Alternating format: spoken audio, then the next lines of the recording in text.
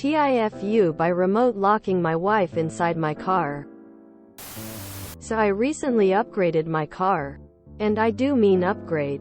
My new car has automatic everything. Transmission, wipers, windows, even headlights. I named her Sonia. It's because she is red. The model name given by the manufacturer starts with an S. And my weird brain made a connection with those two in that old Arnold Schwarzenegger movie. Sonia is a fancy bitch. She comes with an app, like almost everything these days, through which she talks to me and tells me things. Things like, if the fuel is low, or if the air pressure in the tires is low. One of the things she loves telling me is if I forgot to lock the doors. This is fair, because my old car did not have keyless entry nor remote lock. So one tends to forget. Sometime later, one fine Sunday morning, my wife was meeting a friend and so she decided to borrow the car. A couple of minutes later, I get a message on my phone. It's Sonia, and she is telling me that the doors aren't locked. Now, I had two options. Option 1 is call my wife and tell her to lock the doors. But the problem with that was that I didn't think my wife would really appreciate me interrupting her socializing with her friend. So I went with option 2. You see, the app also allows me to start and stop the engine remotely as well as lock the car too. A few taps on the phone and it was done. I went about my day doing my thing. Problem was that I had kept the phone away while doing all that. When my wife comes back, I am talking to her while absently looking at my phone to see if there were any notifications I missed. Sure enough, there was one. It was Sonia, saying, an unauthorized entry was detected. So I ask my wife, anything happen with the car? Quote, immediately her entire body language changes. Why died? She says, your car is possessed. Quote, so it turns out that when she reached the parking lot, my wife was sitting inside the car chilling out on her phone as she was waiting for her friend to turn up. On account of being there early, that was about the time I got the message about the car being locked. As I said before, Sonia is a fancy bitch. So when locked, she not only makes that locking sound, but also folds up the wing mirrors as they flash the orange lights multiple times.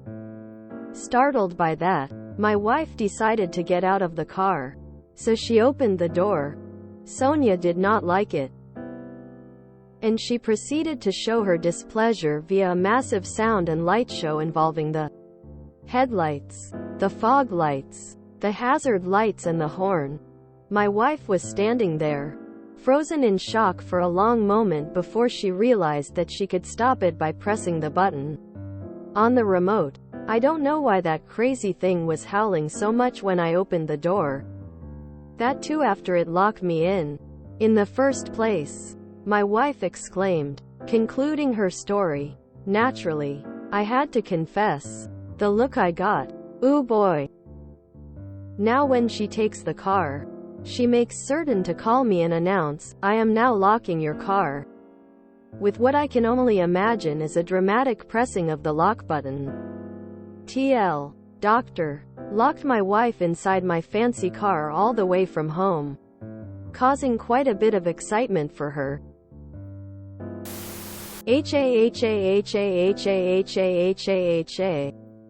I'm not gonna lie, that's the best thing I've heard in the last week. My girl and I would have had an epic laugh about that after we both figured out what happened. That's super funny. I hope she's not actually mad at you. If anything, it was an innocent, extremely funny mistake. Keep summer safe. Your storytelling skills are amazing. Loved reading this story. Automatic headlights. Please check if your tail lights actually come on at night. I see so many people in newer cars that drive around with no taillights and are absolutely clueless to external stimulus to try and tell them they aren't on. Epic. Thanks for sharing. Fantastic. I think I have the same car.